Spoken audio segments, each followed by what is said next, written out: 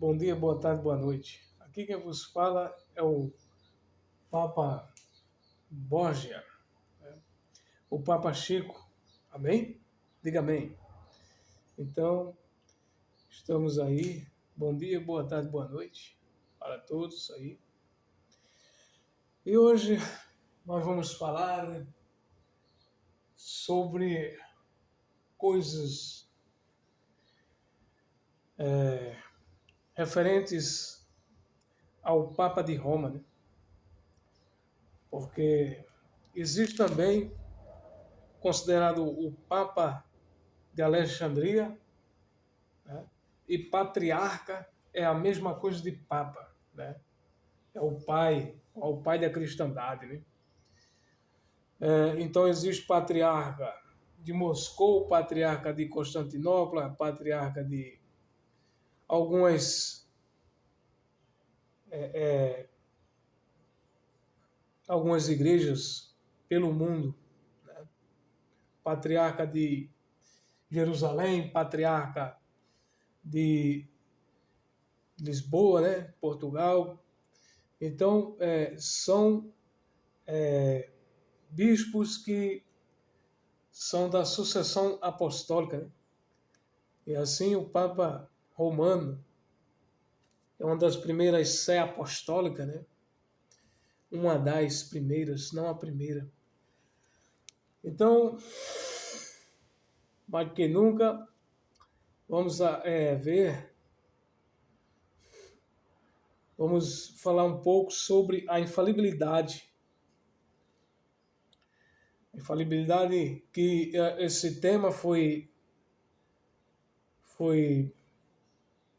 tratado especificamente para sermos bem exatos, foi no Concílio Vaticano II, né? Quer dizer, no Concílio Vaticano I, Concílio Vaticano I, né? No final do século XIX. Veja, quase 2000 anos de cristianismo, né?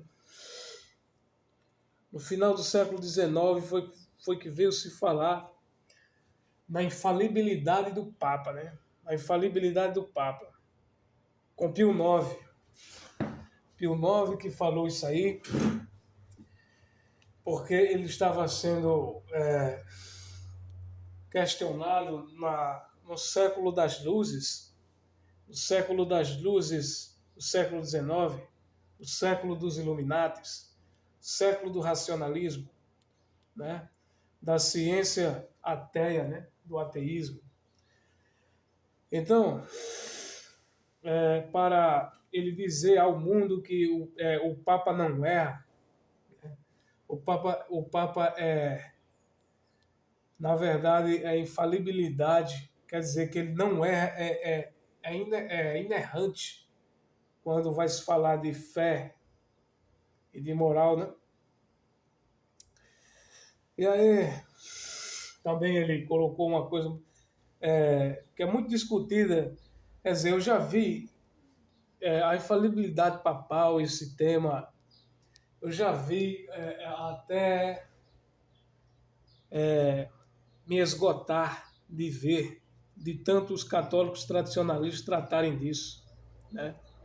De tantos os católicos tradicionalistas discutirem sobre isso, da infalibilidade, e também eles discutem sobre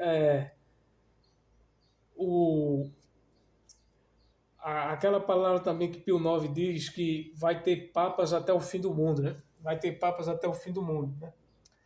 Aí os sede vacantes diz assim, que essa palavra não quer dizer que sempre vai ter papa, que a Sé pode ficar vacante por um longo tempo, por 60, 70 anos, como já se faz, né? Também que vai ter papas em todos os séculos. Isso quer dizer que já teve papa no século XX, até Pio XII, e ainda não tem papa no século XXI, né? É esse marabarismo que eles fazem, né? Os sede vacantes falam isso aí, né? Já os outros diz que esses outros são papas, né? Seja pré-Vaticano II, seja pós-Vaticano II. Né? Então, quer dizer, é muita loucura, né? Nessas explicações. E aí, Pio IX diz que um papa nunca errou, né? Diz que os papas nunca erraram na vida, quer dizer, a respeito da doutrina, né? Então, meus amigos, doutrina, religião, fé é a mesma coisa. E para aquele povo, isto é, para a verdade, para essas questões da verdade, como a gente vê na Bíblia, e vê ao longo do tempo, né? Os povos antigos, os povos da Idade Média, Idade Feudal, os povos tratavam política e fé era uma coisa só, né? Política e fé era uma coisa só, entendeu? Só que nós, da pós-modernidade, nós fazemos essa separação. Nós fazemos essa separação, mas só fé, religião, que é uma coisa só, doutrina, né? E a política, que nós separamos muito bem a política, né? Para o povo da Idade Média, quer dizer, a cristandade, era uma coisa só, né? A teocracia. A Idade Média vivia a teocracia, né? E os tempos bíblicos também vivia a teocracia, né? Entendeu? Então,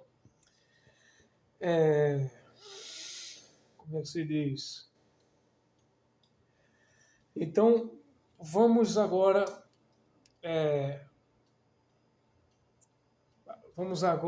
esquadrinhar essas coisas.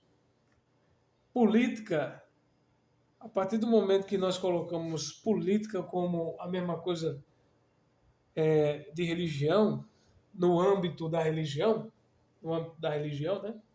Aí, quer dizer, vamos ver agora se os papas erram, né? Na política, né? Sabemos que na Idade Média os papas teve alguns erros e acertos, né? Os papas excomungavam reis que não queriam fazer o que eles queriam, né? Às vezes, por qualquer coisa, eles excomungavam aquele rei, aquele príncipe. E aí teve papas crianças, né? Teve até papa que foi criança, teve tempo que teve 3 papas, né? Muita coisa teve na cristandade, né? E também a questão política, por último, né, no século XIX, no fim do século XIX,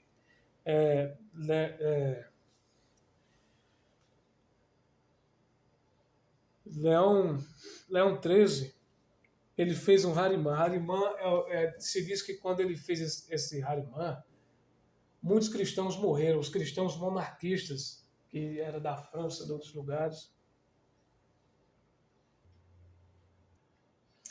Então muitos cristãos foram mortos. Cristãos monarquistas, da causa monarquista, foram mortos, né? Por causa desse Harimã que deu início à democracia cristã, né? Quer dizer, o católico pode ser democrata, pode ser laico, né? Em questão de política, foi uma abertura, né? Então,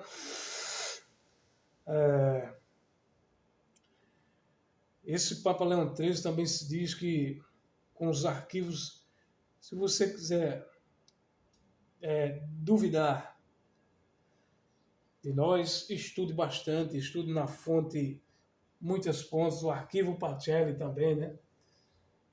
E outras coisas mais. Então, o Papa Leão XIII, ele criou o cardeal Rampolla, né? um dos cardinalato, uma das hierarquias lá de Roma, e se diz que esse Rampolla era um maçom e foi elevado ao cardinalato, né? O cardeal Rampolla. E assim que ele elevou o cardeal Rampolla, ele fez a oração de São Miguel Arcanjo, né? A oração de São Miguel Arcanjo defendido no combate.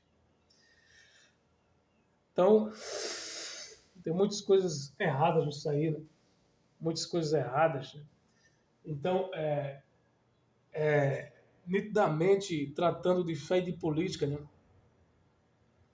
E a infalibilidade papal, onde é que fica, né? E também, Papa, sabemos que Papa Bonifácio VIII, na época das Cruzadas, ele foi contra o rei Filipe o Belo, Filipe IV, para que esse rei iníquo, maligno, esse rei Filipe o Belo, que queria massacrar os cruzados. Aí Bonifácio VIII foi contra. Aí eles esbofetearam Bonifácio VIII. E assim que Bonifácio VIII morreu, veio outro Papa e acabou com a ordem dos cruzados, né? Acabou com a ordem dos templários, dos cavaleiros templários, dos cavaleiros teutônicos e outros cavaleiros também, né? Eles acabaram com os templários, e teve um papa também no século XIX que acabou com os jesuítas também, né? E assim a gente vê essas decisões dos papas, né? As decisões, no mínimo, controversas, né? Vemos também que Pio XI disse para os cristãos, para os cristeiros, abaixar as armas e foram exterminados cruelmente pelos maçom comunista do México, né? Entendeu? Então são decisões políticas, decisões a respeito da fé e da moral que os papas tomaram tragicamente, né? Entendeu?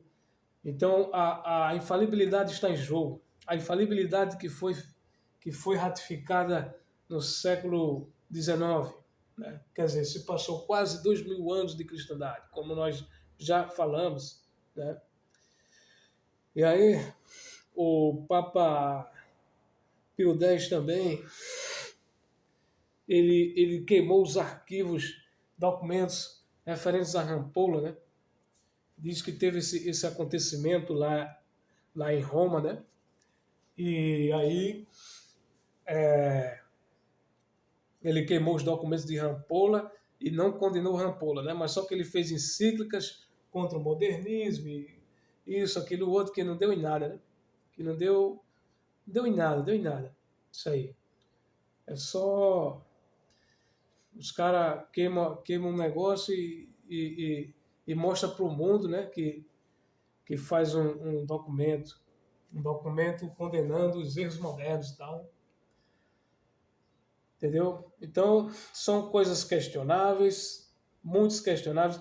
Isso eu estou me referindo aos papas antes do Concílio Vaticano II, né? Isso eu estou falando antes do Concílio Vaticano II, os erros dos papas, né? E tem muitos erros, né? Não é só esses, não. E católicos tradicionais hoje em dia, para defender o Papa, eles endeusam muito o Papa, eles colocam o Papa num pedestal muito grande, né? Eles endeusam muitos papas, né? Eles santificam muito os papas, né? Entendeu? E também se diz que o Espírito Santo escolhe os papas no conclave também, isso aí é um exagero, né? Que eu não concordo, né? E já vi também dizer que o Papa por si só, de per se, representa a igreja. Então é isso, pessoal. É muitas coisas, né? Muitas coisas, né? Se a gente for ver, né? direitinho, se a gente for ver, se a gente for questionar, se a gente for se perguntar, se a gente for criticar, né? Fazer aquela crítica de acordo com a lógica, né? Entendeu? Então é isso. Esse vídeo vai ficando por aqui. E o que você acha da infalibilidade papal, né?